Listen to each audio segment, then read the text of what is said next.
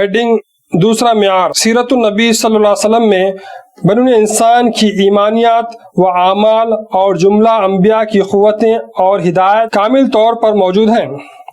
حضرت محمد صلی اللہ علیہ وسلم کی سیرت سے ثابت ہے کہ اس معیار کے مطابق آپ ہی اس مقام کے قابل ہیں۔ آپ صلی اللہ علیہ وسلم کی سیرت میں جملہ صفات عالیہ کا کمال بدرجہ اتم ہے۔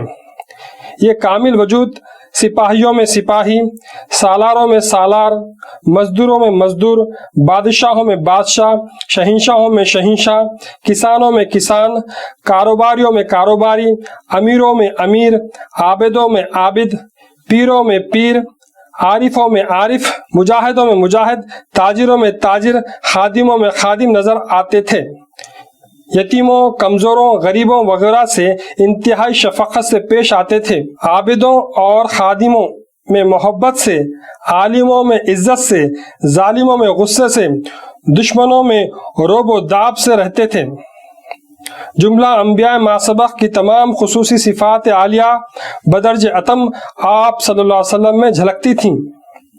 منبع انوار سرور عالم صلی اللہ علیہ وسلم کرشن جی اور حضرت داؤد علیہ السلام سے زیادہ شجاع، حقانیت میں ہریش چندر اور حضرت ایوب علیہ السلام پر سابق، قربانی میں حضرت ابراہیم علیہ السلام اور کرن سے برتر، صبر میں گوتم بدھ اور حضرت عیسیٰ علیہ السلام پر مقدم، ضبط نفس میں سری رام جی اور حضرت یوسف علیہ السلام کے لیے مثالی۔ غرض یہ کہ تمام پیغمبروں اور بزرگوں کی صفات عالیہ کے کمال کے مظہر تھے۔ عدیم المثال اس ہستی کی سیرت طیبہ کو سمجھنے کے لیے شبلی نعمانی مرحوم کی کتاب سیرت النبی صلی اللہ علیہ وسلم کا مطالعہ کریں۔ فی الوقت آپ صلی اللہ علیہ وسلم کی سوانح حیات کے چند اہم پہلوؤں کا یہاں درج کر دینا نہایت ضروری ہے۔ نبی کریم صلی اللہ علیہ وسلم کے والدین نہایت غریب تھے۔ آپ صلی اللہ علیہ وسلم کے والدین ملک عرب کے صدر مقام مکہ معظمہ جو ناف زمین پر ہے کہ معزز خاندان قریش سے تھے۔ حضور صلی اللہ علیہ وسلم کی تشریف آوری کے 6 ماہ قبل آپ صلی اللہ علیہ وسلم کے والد بزرگوار کا انتقال ہو گیا۔ آپ صلی اللہ علیہ وسلم کی والدہ ماجدہ ان کے 6 سال کی عمر تک پہنچنے کے بعد جنت سدھاریں اور اس کمسن بزرگ کو عہد طفلی سے پرورش کرنے والی دائی حلیمہ کے سپرد کر گئیں۔ یہ یتیم و یسیر و بابرکت ہونہار اپنی نگہداشت کرنے والی دائی حلیمہ رضی اللہ تعالیٰ عنہ کے ساتھ رہتے ہوئے بکریاں چرایا کرتے تھے۔ اس زمانے میں اپنے بچپن کے ساتھیوں کو بے شمار معجزے دکھاتے تھے۔ ایام طفلی سے ہی یہ بت پرستی کے خلاف تھے۔ صفات قدسیہ کے حامل یہ ہونہار بچپن ہی سے شہر مکہ کے بت خانوں میں جا کر پجاریوں سے نہایت نرمی کے ساتھ فرمایا کرتے تھے کہ اے دیوانوں، اس طرح تم خدا تک نہیں پہنچ سکتے۔ پتھر اور مٹی کی مورتیوں میں خدا کی حقیقت نہیں معلوم ہو سکتی۔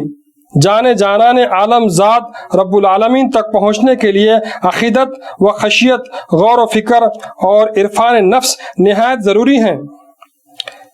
اس زمانے میں لوگ جہالت کے اندھیرے میں غرق تھے۔ گناہگاری ان کے ظاہر و باطن میں سرایت کر گئی تھی۔ ایسے تاریک زمانے میں عرفان کی یہ باتیں سننے اور سمجھنے والا کون تھا؟ حضور صلی اللہ علیہ وسلم خوب سمجھتے تھے کہ سوائے اللہ کے ان لوگوں کو کوئی بھی ہدایت نہیں دے سکتا۔ چنانچہ آپ صلی اللہ علیہ وسلم نے پہاڑوں اور غاروں میں بیٹھ کر اور رو رو کر ان کے لیے دعائیں کی۔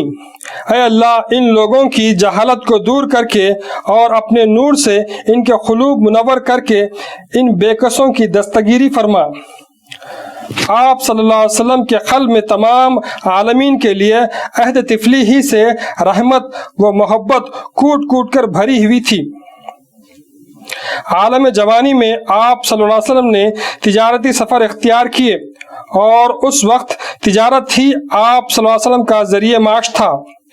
آپ صلی اللہ علیہ وسلم جہاں جہاں بھی تشریف لے گئے وہاں کی حالت بھی اپنے ہی ملک کی طرح پائی، اور یہ دیکھ کر آپ صلی اللہ علیہ وسلم متعجب اور متفکر رہے۔ عیسائیت کے سربلند مشہور و مقدس مقام یروشلم میں بھی اور اسپین کے مشہور گرجا گھر بے شمار گناہوں میں ملوث تھے۔ ہندوستان کے مقدس مقام کاشی میں بھی بے حساب شرمناک اعمال و افعال مقدس شمار کیے جاتے تھے۔ ایسا معلوم ہوتا ہے کہ کاشی کے نیپال مندر میں کندا کوک شاستر کی تصاویر اسی زمانے کی ہیں۔ ایک دو ملک نہیں بلکہ پوری دنیا ہی گناہوں کی بیماری میں مبتلا تھی۔ ایسے افسوسناک زمانے میں ایسی عظیم ہستی کی باتیں سننے والا کون تھا؟ آپ صلی اللہ علیہ وسلم کے اپنے ہم وطن ہی آپ صلی اللہ علیہ وسلم کی ہدایت کے دشمن ہو گئے۔ باوجود اس کے آپ صلی اللہ علیہ وسلم کے چال چلن اور کاروبار کو دیکھ کر لوگ آپ صلی اللہ علیہ وسلم کو امین کے نام سے پکارتے تھے اور وہاں کے تمام کاموں کا افتتاح آپ صلی اللہ علیہ وسلم ہی کے ہاتھوں سے انجام پاتا تھا۔ صفات عالیہ کے حامل نبی کریم صلی اللہ علیہ وسلم کی بے غرضی، امانت داری، راست بازی کو دیکھ کر ملک عرب کے لوگ ہی نہیں دیگر ممالک کے لوگ بھی آپ صلی اللہ علیہ وسلم کی تعریف اور عزت کرتے تھے۔ اسی اثناء میں مکے کی دولت مند خدیجہ رضی اللہ تعالیٰ عنہ نامی ایک بیوہ خاتون نے آپ صلی اللہ علیہ وسلم کے عہد جوانی کے اوصاف حمیدہ سنے اور اعمال صالحہ دیکھے۔ انہوں نے آپ صلی اللہ علیہ وسلم کے چچا ابو طالب کے سامنے آپ صلی اللہ علیہ وسلم کے ساتھ شادی کرنے کا ارادہ ظاہر کیا۔ اس وقت اس جوان صالح صلی اللہ علیہ وسلم پر ابو طالب نے بلا کر حضرت خدیجہ رضی اللہ تعالیٰ عنہ کا ارادہ ظاہر کیا۔ اس وقت حضرت خدیجہ رضی اللہ تعالیٰ عنہ کے اخلاص کو جاننے والے نبی کریم صلی اللہ علیہ وسلم نے اپنے چچا کے کہنے پر بخوشی ان سے شادی کے لیے رضامندی کا اظہار کیا اور ایک وقت مقررہ پر شادی انجام پائی۔ اس وقت حضور نبی کریم صلی اللہ علیہ وسلم کی عمر صرف 25 سال کی تھی اور بی بی خدیجہ رضی اللہ تعالیٰ عنہ کی عمر 40 سال تھی۔ جوانی کے جذبات سے معمور ایک نوجوان اور ڈھلتی عمر کی جذبات سے معرہ ایک خاتون کا ایسا جوڑ بخوبی نبھنا اسی عظیم شخصیت سے ممکن ہے جو شہوات کی دنیا کو بھسم کر چکا ہو۔ یہ شہوات و نفسانیات میں ملوث اور لت پت ہماشمہ افراد کے بس کا کام نہیں۔ اس متبرک ہستی نے دنیا کے عیش کو تج کر گناہوں کے عذاب میں مبتلا قلوب کو جلا بخشنے کے لیے تن من دھن کی بازی لگا دی۔ شادی کے فوراً بعد آپ صلی اللہ علیہ وسلم کے بے نفسی و اخلاص کو دیکھتی ہوئی آپ صلی اللہ علیہ وسلم کی رفیق حیات نے اپنی پوری دولت کو اپنے شوہر کے قدموں پر نچھاور کر دیا۔ بے شمار دولت کے مالک بننے کے بعد بھی حضور نبی کریم صلی اللہ علیہ وسلم کو یہ دولت ذرہ برابر بھی لبھا نہ سکی۔ وہ اپنا پورا وقت ویرانوں، پہاڑوں اور غاروں میں عبادت میں گزار دیتے تھے۔ اس طرح 15 سال بیت گئے۔ ایک دن حضور نبی کریم صلی اللہ علیہ وسلم مکے سے قریب غار حرا میں محو عبادت تھے۔ یکایک ماحول کو دہلا دینے والی ایک گرج سے زمین ہلتی ہوئی نظر آئی۔ فوراً بعد جبرائیل امین نے ظاہر ہو کر یوں وحی فرمائی، اقرأ بسم ربک الذی خلق، جس رب نے آپ کو خلق کیا اس کے نام سے پڑھو۔ اس کے جواب میں حضور پرنور صلی اللہ علیہ وسلم نے فرمایا، مجھے پڑھنا نہیں آتا۔ دوبارہ جبرائیل علیہ السلام نے وہی بات دہرائی، آپ صلی اللہ علیہ وسلم نے بھی وہی جواب دیا۔ اس کے بعد خاموشی چھا گئی۔ یہ دیکھ کر نبی کریم صلی اللہ علیہ وسلم نے یقین کر لیا کہ مستقبل میں میرے عظیم الشان کام کے لیے یہ ایک اشارہ ہے، اور اس عظیم الشان کام کے بوجھ کو محسوس کرتے ہوئے خوف زدہ کانپتے ہوئے گھر پہنچے اور یہ رویداد اپنی رفیق حیات کو سنائی۔ اس معاون و مددگار بیوی نے فرمایا، آپ نے زندگی میں کسی کو تکلیف نہیں پہنچائی، خدا آپ کو ہر ضرر سے محفوظ رکھے گا، ڈرنے کی کوئی ضرورت نہیں۔ اس طرح طمانینت دی۔ پھر بھی آپ صلی اللہ علیہ وسلم بے قرار ہو کر فرمانے لگے، مجھے کمبل اڑا دو۔ ام المومنین رضی اللہ تعالیٰ عنہ نے اس وقت کمبل اڑا کر آپ صلی اللہ علیہ وسلم کو سلا دیا۔ بعد ازاں ان تمام واقعات کو سن کر بی بی خدیجہ رضی اللہ تعالیٰ عنہ آپ صلی اللہ علیہ وسلم کو لے کر اپنے ایک عزیز ورقہ بن نوافل کے پاس اس حقیقت کو سمجھنے کے لیے پہنچی اور واقعات بیان کیے۔ ورقہ بن نوافل نے کہا یہ جبرائیل علیہ السلام کا اظہار ہے، یہی جبرائیل حضرت موسیٰ علیہ السلام پر ظاہر ہوئے تھے، آگے چل کر یہ وجود انسانی قلوب کو منور کرنے والا پیغمبر بنے گا۔ اور کہا لوگ ناسمجھی سے انہیں بہت تکلیف دیں گے، میں اگر اس وقت تک زندہ رہوں تو حتی الامکان ان کی مدد کروں گا۔ اسی دن سے حضور پرنور مظہر رب العالمین مصائب کے سمندر میں گر گئے۔ آپ صلی اللہ علیہ وسلم کے ہی لوگوں نے آپ صلی اللہ علیہ وسلم کے دشمن بن کر تکلیف دینی شروع کر دی۔ آپ صلی اللہ علیہ وسلم پر ایمان لائے ہوئے خلیل تعداد مومنین پر ہمہ اقسام کے ظلم و ستم ڈھانے لگے، پھر بھی نبی کریم صلی اللہ علیہ وسلم مضبوط قلب کے حامل ضبط و تحمل کے ساتھ تمام مصائب کو برداشت کرتے رہے اور کھلے بندوں مصروف عمل رہے۔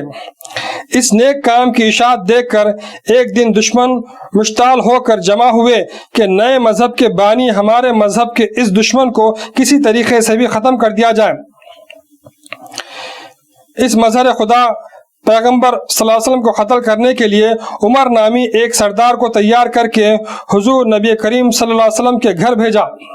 جوش میں بھرے ہوئے یہ سردار ہاتھ میں تلوار لہراتے ہوئے حضور صلی اللہ علیہ وسلم کے مکان کی طرف چل پڑے۔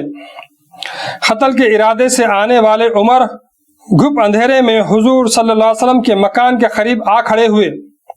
اس وقت حضور صلی اللہ علیہ وسلم کی نماز میں تلاوت کے الفاظ قتل کے ارادے سے آئے ہوئے عمر کے کان میں پڑے۔ نبی کریم صلی اللہ علیہ وسلم نے اللہ کے سامنے سر بسجود ہو کر سجد لکا روحی و قلبی، یعنی اے اللہ میرا جسم لطیف اور جسم کثیف دونوں تجھے سجدہ کر رہے ہیں، کہا۔ عمر ان عرفانی الفاظ کو سن کر ڈر گئے، ایسے نیک وجود کو میں کیوں کر قتل کروں کہہ کر کھڑے ہو گئے۔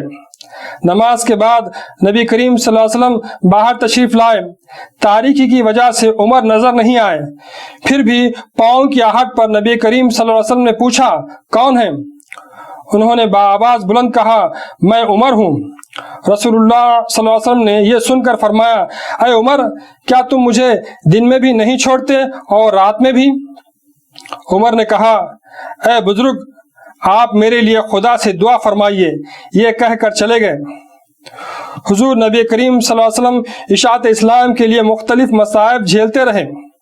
اسی طرح کئی دن گزر گئے۔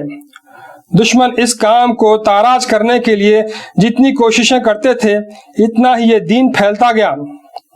ایک دن جب مومنین کی جماعت نماز میں مشغول تھی، اس بڑھتی ہوئی جماعت کو دیکھ کر دشمن چراغپا ہوئے اور ایک اجلاس بلایا اور طے کیا کہ کسی طرح اس بانی مذہب نو کو ختم کر دیا جائے۔ اس کام کی انجام دہی کے لیے عمر ہی بڑھے۔ اس خبر سے تمام مکے میں سنسنی پھیل گئی۔ دن دہاڑے مشتعل عمر شمشیر بکف پیغمبر خدا کو قتل کرنے کے لیے جا رہے تھے کہ راستے میں ایک مہذب شخص ملا۔ اس نے عمر سے پوچھا کہاں جا رہے ہو؟ عمر بولے میں محمد صلی اللہ علیہ وسلم کو قتل کرنے جا رہا ہوں۔ یہ سن کر شخص مذکورہ نے کہا تم اس بزرگ کو تو جانے دو، پہلے اپنی ہمشیرہ اور بہنوئی کی خبر لو کہ وہ دونوں مشرف با اسلام ہو چکے ہیں۔ ان الفاظ نے عمر پر جلتے پر تیل کا کام کیا اور زیادہ مشتعل ہو کر عمر بہن کے گھر چل دیے۔ اس وقت ان کی بہن اپنے شوہر کو قرآن کریم کی تعلیم دے رہی تھی۔ فوراً گھر میں گھس کر بہن سے کہا تو کیا پڑھ رہی ہے؟ جواباً بہن نے کہا اللہ کی کتاب۔ غصے میں بھرپور عمر نے ہمشیرہ اور بہنوئی کو پیٹنا شروع کیا۔ ان کی بہن نے دو ٹوک کہا اے عمر ہماری جان لے سکتے ہو مگر ہمیں اس پاک راستے سے نہیں ہٹا سکتے اور ہم مرتد نہیں بن سکتے، ہم خود ساختہ بتوں کو ہرگز نہیں پوجیں گے۔ اس کو سن کر بھائی نے جو بہت تھک گئے تھے بہن سے کہا اے بہن یہ قرآن کیا ہے، پڑھ کر سناؤ، میں سننا چاہتا ہوں۔ یہ سن کر بہن نے بخوشی بھائی کو وضو کرا کے ان کا غصہ ٹھنڈا کیا اور قرآن کریم سے سورہ طٰہٰ کی تلاوت کی۔ بسم اللہ الرحمن الرحیم طٰہٰ ما انزلنا علیک القرآن لتشقى الا تذکرۃ لمن یخشی تنزیلا ممن خلق الارض والسماوات الاولى الرحمن علی العرش استوى له ما فی السماوات وما فی الارض وما بینهما وما تحت الثری وان تجهر بالقول فانه يعلم السر واخفى اللہ لا الہ الا هو له الاسماء الحسنى۔ ترجمہ: اے انسان کامل، ہم نے تجھ پر قرآن اس لیے نہیں اتارا کہ لوگوں کو تکلیف پہنچے، بلکہ یہ اس کے لیے نصیحت ہے جو ڈرتا ہے۔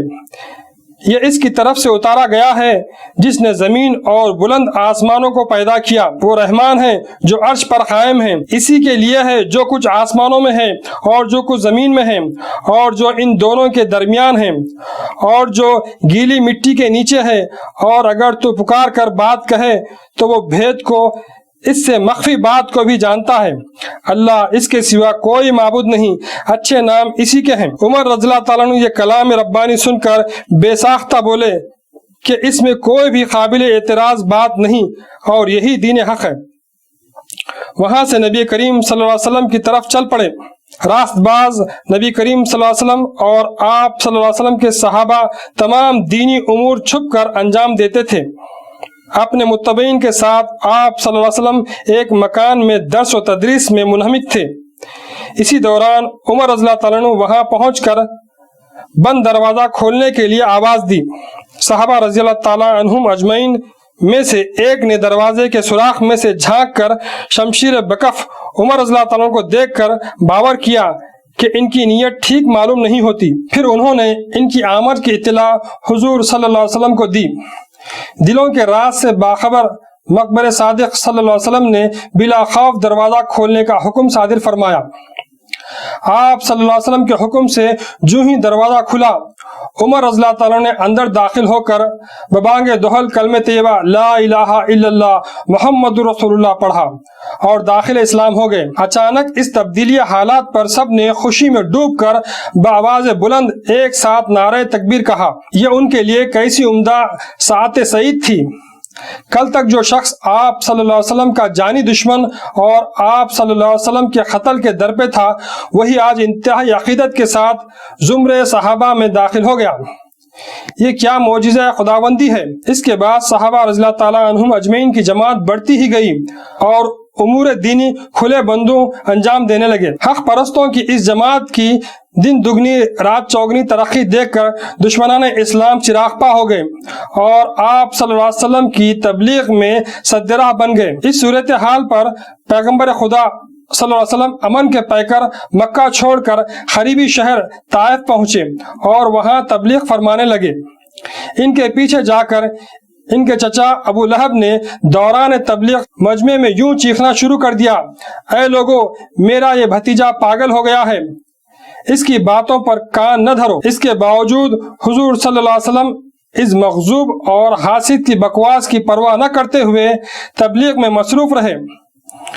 جہالت کی تاریکی میں غرق، بے نور اور گناہوں میں ملوث کافر حضور صلی اللہ علیہ وسلم کی نیک باتوں کو سن کر برافروختہ ہو گئے اور ہنگامہ برپا کر کے مٹی اور پتھر پھینکنے لگے اور آپ صلی اللہ علیہ وسلم کو شہر چھوڑنے پر مجبور کر دیا۔ انہوں نے آپ صلی اللہ علیہ وسلم کے پیروں پر جاتے وقت لاٹھیاں برسائیں۔ انتہائی تکلیف پر آپ صلی اللہ علیہ وسلم بیٹھ گئے۔ دشمنوں نے وہاں بھی پہنچ کر زبردستی بغل میں ہاتھ دے کر آپ صلی اللہ علیہ وسلم کو بستی چھوڑ دینے کا حکم دیا اور بجبر نکال دیا۔ یہ صابر و شاکر وجود مختلف مصائب سہ کر شہر سے باہر آیا اور بارگاہ خداوندی میں سر بسجود ہو کر یوں گویا ہوا، اے مومنوں کے محافظ، اے نیکوں کے مربی، یہ لوگ مجھے نہیں سمجھے، ان پر جہالت طاری ہے، ان کو ہدایت فرما۔ دعا سے فارغ ہونے کے بعد ایک فرشتہ حاضر ہوا اور یوں عرض کی، اگر آپ صلی اللہ علیہ وسلم حکم فرمائیں تو اس شہر ہی کو پلٹ دوں۔ رحمت للعالمین نے فرمایا، ایسا نہ کرو، اگر یہ لوگ ہدایت پر نہ آئیں گے تو ان کی اولاد تو کم از کم صحیح راستے پر آ جائے گی۔ اس کے بعد واپس مکہ آ کر اشاعت اسلام شروع کی۔ سرداران مشرکین مکہ میں سے چند حضور صلی اللہ علیہ وسلم کی خدمت میں حاضر ہوئے اور کہا، آپ صلی اللہ علیہ وسلم اس نئے دین کی اشاعت بند کر دیں۔ یہ سن کر آپ صلی اللہ علیہ وسلم نے جواباً فرمایا، تم سے جو بنے کر ڈالو، من جانب اللہ مجھے جس کام کی ذمہ داری سونپی گئی ہے اس سے میں کبھی بھی دستبردار نہیں ہو سکتا۔ اس کا نتیجہ تم خود دیکھ لو گے۔ جو لوگ مجھے تکلیف پہنچا رہے ہیں، ایک دن اللہ انہیں میرے سامنے 10 بستہ پابا جولاں حاضر کرے گا، فتح و نصرت میرے قدم چومے گی۔ یہ جواب سن کر تمام شہر مکہ میں ہلچل مچ گئی اور دشمنوں نے کہا کہ یہ باتیں ہماری توہین کا باعث ہیں۔ انہوں نے یہ فیصلہ کیا کہ بہر صورت اس کام کو بند کر دینا چاہیے۔ وہ آپ صلی اللہ علیہ وسلم کے سرپرست چچا ابو طالب کی خدمت میں حاضر ہوئے اور کہا، آپ کی ضعیفی اور بزرگی کا احترام کرنا ہمارا فریضہ ہے، مگر آپ کے بھتیجے محمد صلی اللہ علیہ وسلم ہمارے بتوں کی توہین و تکذیب میں مصروف ہیں۔ آپ ان کو طلب کر کے اس کام سے روک دیں تو انہیں عندت طلب دولت، حکومت اور بہترین حسین عورتیں سب کچھ دی جا سکتی ہیں، بصورت دیگر وہ جنگ کے لیے تیار ہو جائیں۔ اس کا ذکر کرتے ہوئے چچا نے حضور صلی اللہ علیہ وسلم سے کہا، اے بھتیجے، ان کے بتوں کی تکذیب نہ کرو، وہ لوگ تم کو دولت، حکومت، حسین عورتیں سب کچھ دینے کے لیے آمادہ ہیں، لہٰذا تم اس کام کو چھوڑ کر آرام سے رہو۔ دنیا کی فانی دولت اور نفسانی خواہشات کو تج دینے والے اخلاص کے پیکر سرور عالم صلی اللہ علیہ وسلم چچا کے یہ الفاظ سن کر تڑپ اٹھے اور فرمایا، اے چچا، آپ مجھے نہیں سمجھ پائے، میں دنیا کے دکھوں کو دور کرنے آیا ہوں، نہ کہ دنیا کی بادشاہت، دولت اور حسین عورتوں کے حصول کی خاطر۔ یہ جاہل اگر میرے سیدھے ہاتھ پر چمکتا ہوا سورج اور بائیں ہاتھ میں ہزاروں میل دور کا روشن چاند لا کر رکھ دیں تب بھی میں اپنے کام سے سرمو انحراف نہیں کروں گا، یہ میرا قطعی فیصلہ ہے۔ یہ جواب سن کر چچا خاموش ہو گئے۔ اس طرح دشمن مسلسل تکلیف پہنچاتے رہے، مگر آئینی ارادے کے حامل نبی کریم صلی اللہ علیہ وسلم نے اپنے کام کو جاری رکھا۔ ایک دن جب آپ صلی اللہ علیہ وسلم محو عبادت تھے، ظالموں نے اونٹ کی اوجھڑی آپ صلی اللہ علیہ وسلم کی گردن میں ڈال دی اور اکثر آپ صلی اللہ علیہ وسلم کی راہ میں کانٹے بچھاتے رہے اور اسلام میں آ جانے والے عاشقوں کو تپتی ہوئی دھوپ میں باندھ کر پیٹتے تھے، بعضوں کو بے انتہا تکلیف پہنچاتے تھے۔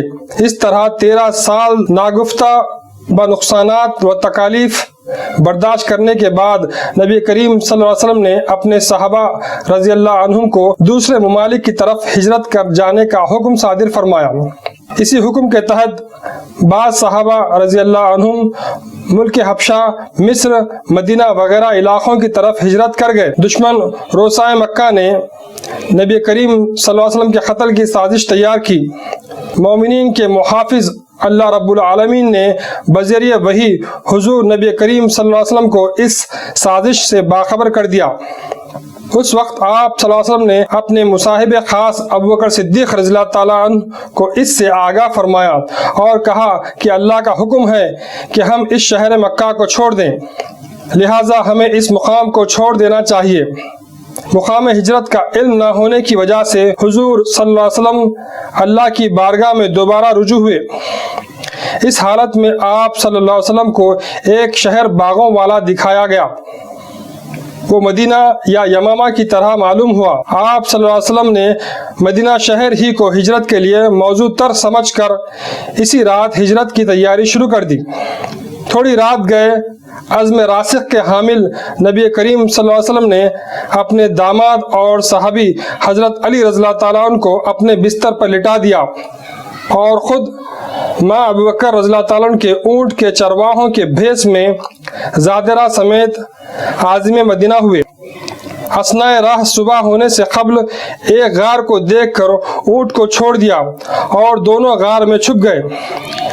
اس کے بعد دشمن آپ صلی اللہ علیہ وسلم کو بستر پر نہ پا کر صبح ہوتے ہی اونٹوں کے قدموں کے نشانات کی پیروی کرتے ہوئے بہت جلد غار تک پہنچ گئے۔ انہوں نے غار کے منہ پر مکڑی کا جالا تنا ہوا اور انڈوں پر بیٹھے ہوئے کبوتر کو دیکھا۔ ان کے قریب پہنچنے پر کبوتر اڑ گیا۔ دشمنوں نے اس کو دیکھ کر باور کیا کہ غار میں حضور صلی اللہ علیہ وسلم نہیں ہیں اور واپس لوٹے۔ غار کا منہ زمین سے لگا ہوا ہونے کے سبب دشمن ان دونوں کو دیکھ نہ سکے، مگر دشمنوں کے قدم اندر رہنے والے عاشق رسول صلی اللہ علیہ وسلم حضرت ابوبکر صدیق رضی اللہ تعالیٰ کو نظر آ گئے۔ انہوں نے نبی کریم صلی اللہ علیہ وسلم سے عرض کیا، یا رسول اللہ صلی اللہ علیہ وسلم، دشمن آ پہنچے، اب کیا ہوگا؟ اللہ کے ارادے سے آگاہ پیغمبر صلی اللہ علیہ وسلم نے فرمایا، مت ڈرو، ہم دو ہی نہیں، اللہ بھی ہمارے ساتھ ہے۔ دشمن اپنی سازشوں کی ناکامی پر جھلا اٹھے اور اعلان کیا کہ جو نبی کریم صلی اللہ علیہ وسلم کو گرفتار کر کے لائے گا اس کو 100 اونٹ انعام میں دیے جائیں گے۔ اس لالچ میں کئی لوگ مختلف سمتوں میں آپ صلی اللہ علیہ وسلم کی گرفتاری کے لیے چل پڑے۔ سراقہ نامی ایک شخص آپ صلی اللہ علیہ وسلم کے راستے پر تیر بکف سبا رفتار گھوڑے پر نکل گیا، مگر راستے میں گھوڑے نے ٹھوکر کھائی۔ یہ اسے بدشگونی سمجھا اور گھوڑے کو مہمیز دی۔ تھوڑی دور جا کر گھوڑے کے دونوں پاؤں ریت میں دھس گئے۔ اس کو بھی یہ بدشگونی سمجھ کر واپس ہو گیا۔ اللہ غفور رحیم نے ہر مصیبت و خطرے سے اپنے محبوب کو بچا کر بحفاظت تمام شہر مدینہ پہنچایا۔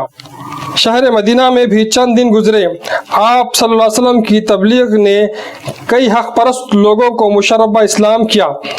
وسط اسلام کی صورت دیکھ کر دشمنان مکہ غیظ و غضب میں آ گئے اور ایک اجلاس طلب کیا اور طے کیا کہ اسلام کی بےقنی کر دی جائے۔ تمام سرداران مکہ نے 1000 کی مسلح فوج لے کر مدینہ منورہ سے قریب میدان بدر میں پڑاؤ ڈالا۔ کسی نہ کسی طرح یہ خبر نبی کریم صلی اللہ علیہ وسلم تک پہنچ گئی۔ آپ صلی اللہ علیہ وسلم بھی جنگ کی تیاری کے ساتھ مذکورہ میدان میں مقیم ہو گئے۔ آپ صلی اللہ علیہ وسلم کے ہمراہ صرف 313 نفری تھی۔ دشمن کے پاس تقریباً 1000 سپاہی تھے۔ جنگ شروع ہونے سے پہلے حضور صلی اللہ علیہ وسلم ایک جھونپڑی میں پہنچ کر اللہ کے حضور سربہ سجدہ ہوئے اور دعا کی، اے مومنین کے محافظ اللہ، تیری یہ جماعت اگر مٹ گئی تو تیرا نام لینے والا اس دنیا میں کون ہوگا؟ اے حیو و قیوم، صرف تجھ پر ہی ایمان رکھنے والی اس جماعت کو اگر تو نہیں بچائے گا تو اور کون بچائے گا؟ آپ صلی اللہ علیہ وسلم اس دعا کے بعد باہر تشریف لائے اور ایک مٹھی ریت دشمن کی فوج پر پھینکی۔ فوراً ہی ایک زوردار ہوا چل پڑی، دھول پھیل کر دشمنوں کی آنکھوں میں جا گری۔ تھوڑی دیر بعد باران رحمت کا نزول شروع ہوا اور حضور صلی اللہ علیہ وسلم کی جانب کی زمین پانی سے بھر گئی اور اس سے آدمیوں اور گھوڑوں کو پینے کا پانی مل گیا، مگر دشمن ایک بوند پانی سے بھی محروم رہا اور بڑی مصیبتوں میں پھنس گیا۔ رن پڑتے ہی دشمنوں نے راہ فرار اختیار کی۔ میدان جنگ میں 8 سپہ سالاران مکہ اور بے حساب سپاہی کھیت رہے۔ یہ پہلی جنگ تھی۔ اللہ کے ارادے پر چلنے والوں کو عظیم الشان فتح نصیب ہوئی۔ پہلی جنگ کے شکست خوردہ ناکام کافروں نے 3 سال بعد غیظ و غضب میں آ کر 3000 مسلح افواج کے ساتھ مکے سے مدینہ کی جانب رخ کیا۔ مسلمان بھی دوبارہ جنگ کے لیے تیار ہو گئے۔ اس وقت مسلمان فوج کی تعداد 1000 تھی۔ عین اس وقت 300 منافقین نے وعدہ خلاف ہو کر میدان جنگ سے کنارہ کشی کی، اسی لیے 3000 طاقتور فوج کے مقابلے میں صرف 700 مجاہدین اسلام کو لڑنا پڑا۔ جنگ شروع ہونے سے پہلے نبی کریم صلی اللہ علیہ وسلم نے فوج کو مخصوص جگہوں پر کھڑے ہو کر جنگ کرنے کا حکم صادر فرمایا تھا، مگر اسلامی فوج میں سے بعض سپاہیوں نے حضور صلی اللہ علیہ وسلم کی مرضی کے خلاف جگہ بدل دی۔ اس غلطی کی طاق میں رہنے والے دشمن مغلوب انداز اختیار کر کے پیچھے ہٹے۔ نبی کریم صلی اللہ علیہ وسلم نے جن تیر اندازوں کو متعین فرمایا تھا انہوں نے دشمن کی اس چال کو نہ سمجھ کر اپنا مورچہ چھوڑ دیا اور دشمن پر جھپٹ پڑے۔ دشمن نے موقع پر چھوڑا ہوا مورچہ ہتھیا لیا اور مسلمانوں پر تیروں کی بارش شروع کر دی۔ اس جنگ میں بہت سے مسلمان شہید ہو گئے۔ حضور صلی اللہ علیہ وسلم کا جسد مبارک لہو لہان ہو گیا اور دندان مبارک شہید ہو گئے۔ حضور صلی اللہ علیہ وسلم درد کی شدت سے ایک گڈھے میں بے ہوش ہو گئے۔ صحابہ رضی اللہ تعالیٰ عنہم حضور صلی اللہ علیہ وسلم کو نہ پا کر بے قرار ہو گئے۔ اس اثنا میں بعض دشمنوں نے حضور صلی اللہ علیہ وسلم کی شہادت کی غلط خبر اڑا دی۔ یہ سن کر بہت سے صحابہ رضی اللہ عنہم کے قدم اکھڑ گئے۔ اس وقت جانشین رسول حضرت ابوبکر صدیق رضی اللہ تعالیٰ نے ان کو بآواز بلند فرمایا، اے لوگو، ہم نے نبی کریم صلی اللہ علیہ وسلم کے لیے جنگ نہیں کی، اللہ کے جس دین کو رسول اللہ صلی اللہ علیہ وسلم قائم کرنے تشریف لائے تھے اس کی تمکین کے لیے بے جگری سے جنگ کرو، اللہ تمہیں فتح بخشے گا۔ اس سے لوگوں میں جوش پیدا ہو گیا۔ بعض صحابہ رضی اللہ عنہم حضور صلی اللہ علیہ وسلم کی تلاش میں نکلے اور حضور صلی اللہ علیہ وسلم کو بے ہوش و زخمی پڑے ہوئے پا کر مرہم پٹی کی اور پنکھا جھیلتے رہے۔ حضور صلی اللہ علیہ وسلم بیدار ہو گئے۔ اس اثنا میں دشمن اس صورتحال کو فتح سمجھ کر پھولا نہ سمایا اور اس فوج کے سردار ابو سفیان نے پکارا، کیا تم میں محمد ہیں صلی اللہ علیہ وسلم؟ اس وقت حضور صلی اللہ علیہ وسلم نے صحابہ رضی اللہ عنہم کو خاموش رہنے کا اشارہ فرمایا۔ اس وقت اس نے مسلمانوں کو مخاطب کرتے ہوئے آواز لگائی، کیا تم میں ابوبکر ہیں؟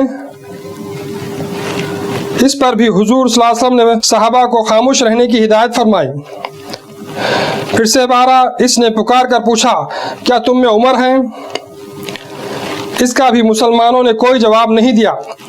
اس پر ابو سفیان نے یقین کر لیا کہ مسلمانوں کی اہم شخصیتیں ختم ہو گئیں۔ ابو سفیان نے خوشی سے ایلی ایلی حبل، ترجمہ حبل دیوتا کی جے ہو کا نعرہ لگایا۔ رسول اللہ صلی اللہ علیہ وسلم نے اللہ کی ذات کے خلاف ان مشرکانہ کلمات کو برداشت نہ کرتے ہوئے یہ نعرہ لگایا، اللہ اعلیٰ و اجل، ترجمہ اللہ ہی بزرگ و برتر ہے۔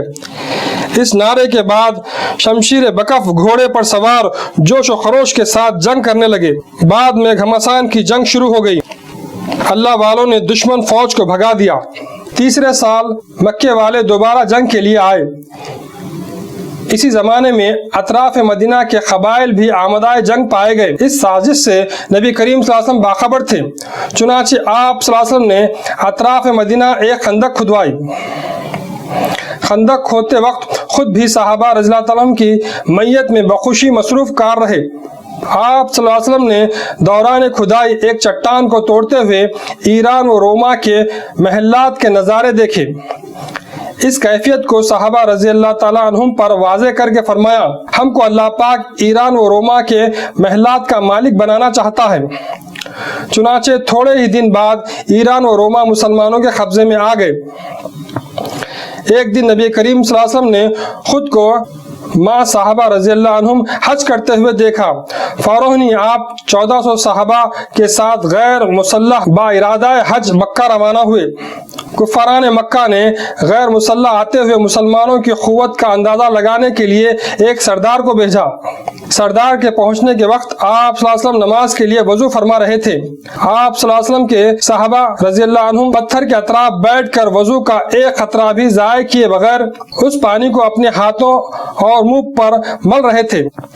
فدائین رسول اللہ صلی اللہ علیہ وسلم کی اس والہانہ عقیدت کو دیکھ کر وہ سردار حیران و ششدر رہ گیا اور اسے یقین ہو گیا کہ یہ صحابہ رضی اللہ عنہم اپنی جانوں پر کھیل کر یہ جنگ جیت جائیں گے اور ان کے ساتھ جنگ کر کے جیتنا ممکن ہی نہیں۔ اس نے یہی غنیمت جانا کہ ان کی جد و جہد کو روکنے کا واحد طریقہ ان کے ساتھ عارضی صلح نامہ کر لینا ہے، اور واپس جا کر تمام صورتحال اور اپنی تجویز سرداران مکہ کے سامنے رکھی۔ اس تجویز پر سب نے اتفاق کر لیا۔ اس کے بعد دشمنوں کا ایک وفد تعلیم یافتہ سہیل کی قیادت میں حضور صلی اللہ علیہ وسلم کی خدمت میں پہنچا۔ صلح نامے پر نبی کریم صلی اللہ علیہ وسلم نے ساتھ کر لیا، مگر دشمنوں نے اپنی مرضی کی شرائط داخل کر دیں۔ وہ عہد نامہ 6 شرائط پر مشتمل تھا۔ ان میں سے ایک یہ بھی تھی کہ اگر کوئی مسلمان مکے سے مدینہ آ جائے تو اس کو دوبارہ مکہ واپس کرنا ہوگا۔ یہ شرط وقتیہ طور پر تکلیف دہ ہونے کے باوجود وقت کی نزاکت کے مد نظر تسلیم کر لی گئی۔ اس وقت موجود تمام مسلمانوں نے اس پر افسردگی کا اظہار کیا، مگر حضرت ابوبکر صدیق رضی اللہ تعالیٰ عنہ نے فوراً سب سے خطاب کرتے ہوئے یوں کہا، اے بھائیو، حضور صلی اللہ علیہ وسلم کا ہر فعل اللہ کے ارادے کے تحت ہوتا ہے۔ یہ سن کر سب نے خاموشی اختیار کر لی۔ اس صلح نامے کو تحریر کر لینے کے ساتھ ہی مکے سے ایک صحابی رضی اللہ جن پر مکے میں بہت ظلم ڈھایا گیا تھا، حضور صلی اللہ علیہ وسلم کی خدمت میں پہنچے اور روتے ہوئے عرض کیا، یا رسول اللہ صلی اللہ علیہ وسلم، مجھے بچا لیجئے، مگر صلح نامہ تکمیل پا چکا تھا۔ اس کے خلاف ورزی حضور صلی اللہ علیہ وسلم نے پسند نہیں کی اور عاشق رسول سے نرم انداز میں فرمایا، اللہ تمہاری مدد کرے گا، میں شرط صلح تسلیم کر چکا ہوں، فی الحال تمہاری مرضی پوری نہیں ہو سکتی۔ مگر حضور صلی اللہ علیہ وسلم کے سامنے تمام صحابہ رضی اللہ عنہم ساکت و صامت ہو گئے۔ اس کے بعد مکے سے نکل کر وہ صحابی ساحل سمندر پر آباد ہو گئے۔ بعد ازاں حضور صلی اللہ علیہ وسلم صحابہ رضی اللہ عنہم کے ساتھ مدینہ واپس ہوئے۔ اثناء راہ میں فتح کی بشارت دیتے ہوئے اللہ نے سورہ فتح آپ پر نازل فرمائے۔ اس کے تحت دن بدن یہ جماعت مومنین بڑھتی ہی چلی گئی۔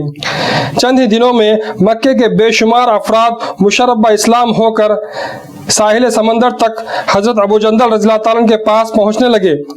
ان کا یہ طریقہ فتح مکے کا پیش خیمہ بنا۔ حضور صلی اللہ علیہ وسلم نے جامع جمیع الانبیاء ہونے کے سبب تمام سرداران مذاہب و سربراہان اقوام و بادشاہان عالم کو دعوت نامہ اسلام کے خطوط روانہ کیے۔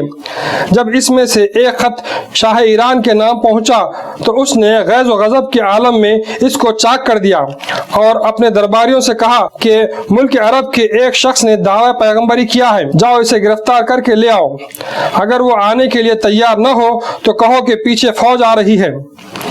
اس کے بعد سپاہیوں نے مدینہ پہنچ کر حضور صلی اللہ علیہ وسلم سے ملاقات کر کے شہنشاہ کا پیغام پہنچایا۔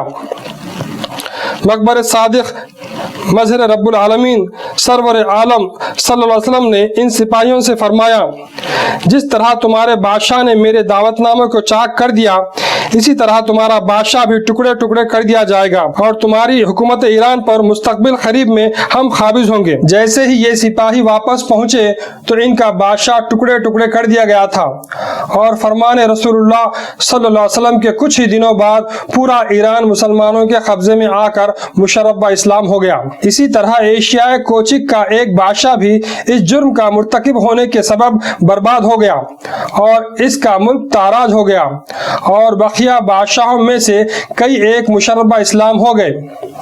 اس طرح دین حق کے پرستاروں کی قوت دن بدن بڑھتی گئی۔ اس طریقے سے شہر مدینہ میں 8 سال گزر گئے۔ بالآخر نبی کریم صلی اللہ علیہ وسلم کے حکم پر فتح مکے کے لیے تیار ہو گئے۔ اپنے ہمراہ 10,000 مقدس صحابہ کو لے کر مکے میں داخل ہو گئے۔ شہر کی تمام مقدس عبادت گاہوں کو بتوں سے پاک کر دیا اور دین اسلام کی تعلیم دی۔ جن دشمنوں نے حضور صلی اللہ علیہ وسلم کو غیر معمولی تکلیف دے کر مکے سے نکل جانے پر مجبور کر دیا تھا، آج وہی دشمنان دین پابا جولا آپ صلی اللہ علیہ وسلم کے سامنے مجرم بنے کھڑے تھے۔ اس وقت آپ صلی اللہ علیہ وسلم جو بھی سزا دیتے، آج کا قانون اسے جائز قرار دیتا، مگر رحمت للعالمین صلی اللہ علیہ وسلم نے اعلان فرمایا کہ آج جو بھی ابو سفیان کے گھر میں پناہ لے لے گا، اس سے کوئی باس پرس نہیں ہوگی۔ ہاتھ باندھے ہوئے استادہ دشمنوں سے مخاطب ہو کر فرمایا، بتاؤ تمہارے ساتھ کیا سلوک کیا جائے؟ انہوں نے کہا، آپ صلی اللہ علیہ وسلم رحمت کا سمندر ہیں اور رحمت ہی سے پیدا ہوئے ہیں۔ رؤوف و رحیم مظہر رب العالمین سرور عالم صلی اللہ علیہ وسلم نے ان سے فرمایا، آج تم سب کی رہائی ہے۔ یہ الفاظ سنتے ہی تمام دشمن بآواز بلند لا الہ الا اللہ محمد رسول اللہ پڑھ کر مشرف اسلام ہو گئے۔ ایک کونے میں ہندا نامی ایک عورت شیطان کی طرح کھڑی تھی۔ وہ حضور صلی اللہ علیہ وسلم پر مختلف ظلم ڈھا چکی تھی اور میدان جنگ میں آپ صلی اللہ علیہ وسلم کے چچا حضرت حمزہ رضی اللہ تعالیٰ عنہ کا کلیجہ چبا کر نگل چکی تھی۔ حضور صلی اللہ علیہ وسلم نے اس کی طرف دیکھا اور فرمایا، اے عورت، تیرے 333 بت طاقتور تھے یا میرا ایک اللہ طاقتور ہے؟ اس نے کہا، حضرت آپ صلی اللہ علیہ وسلم کے مکے میں داخل نہ ہونے کے لیے میں نے ان 333 دیوتاؤں سے 20 منتیں کر رکھی تھیں، مگر یہ کام ان سے نہ بن سکا۔ اب مجھے عقل آئی ہے، لوگ جہالت سے بتوں کو پوجتے ہیں، اس لیے اے بزرگ و برتر اور عاجزوں سے محبت کرنے والے، میں حسد کے مارے اندھی ہو گئی تھی، مجھے معاف کر دیجیے۔ اس کے بعد کلمہ پڑھ کر داخل اسلام ہو گئی۔ رحمت کے پیکر مظہر رب العالمین نے اس کی بھی جان بخشی کی۔ اس کے بعد مکے میں ہر طرف امن کا ہی دور دورہ ہو گیا۔ فتح مکہ کے بعد دینی حکومت قائم کر کے 2 سال تک حضرت نبی کریم صلی اللہ علیہ وسلم مالک صفت کے ساتھ ظالموں کی سرکوبی اور نیکوں کی حفاظت کرتے رہے۔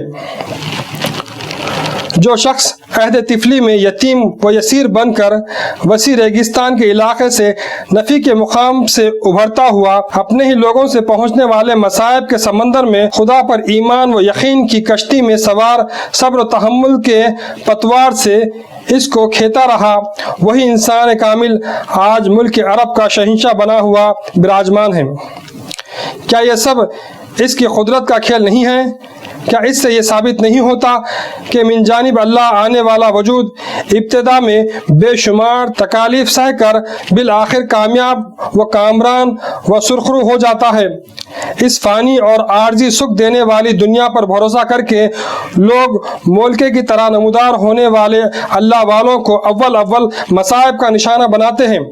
وہ نہیں جانتے کہ بالآخر یہی اللہ والے فتح و نصرت کا جھنڈا گاڑ دیتے ہیں۔ حضور صلی اللہ علیہ وسلم کو اپنے دشمنوں کے ساتھ 27 جنگیں کرنی پڑی۔ اس میں سے بعض جنگیں مشہور ہیں۔ یہ جنگیں دنیا داروں کی عام جنگوں کی طرح دکھ دینے والی نہ تھیں۔